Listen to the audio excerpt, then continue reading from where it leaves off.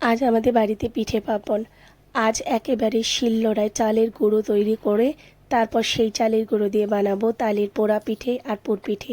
কিন্তু আজকের দিনটা আমার কাছে শুধু পিঠে বানানোর দিন নয়।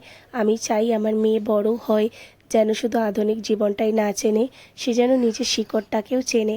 আমাদের কি খাবার, কি উৎসব, কীভাবে বাড়িতে পিঠে তৈরি হয়, আমাদের ছোটোবেলায় কী কী ট্র্যাডিশন ছিল, এই ছোট্ট ছোট্ট জিনিসগুলো যেন ওর নিজের গল্পের অংশ হয়।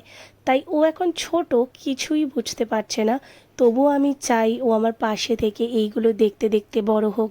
আজও হয়তো শুধু দেখছে মা শিলনোড়ায় কী করছে, রান্নাঘরে কী হচ্ছে, কিন্তু হয়তো একদিন এই গন্ধ, এই খাবার, এই দৃশ্যগুলোই ওর কাছে নিজের বাড়ির, নিজের শৈশবের স্মৃতি হয়ে থাকবে।